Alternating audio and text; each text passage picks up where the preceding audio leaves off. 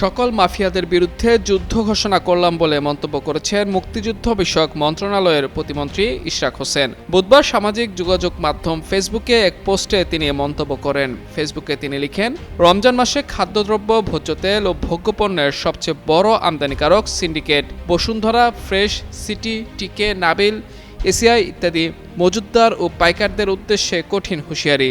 নির্বাচিত সংসদীয় আসন থেকে সোজা করা শুরু হবে।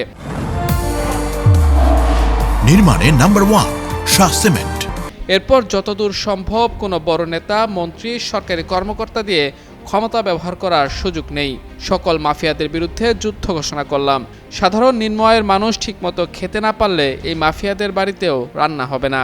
ত্রয়োদশ জাতীয় সংসদ নির্বাচনের পর বিএনপির গঠিত নতুন মন্ত্রিসভায় মুক্তিযুদ্ধ বিষয়ক মন্ত্রণালয়ের প্রতিমন্ত্রী হিসেবে শপথ নিয়েছেন ইশরাক হোসেন। চলতি মাসের 12 ফেব্রুয়ারি অনুষ্ঠিত জাতীয় সংসদ নির্বাচনে ধানের শীষ প্রতীকে 23,153 ভোটের ব্যবধানে জয়ী হয়ে প্রথমবারের মতো সংসদ সদস্য নির্বাচিত হন তিনি।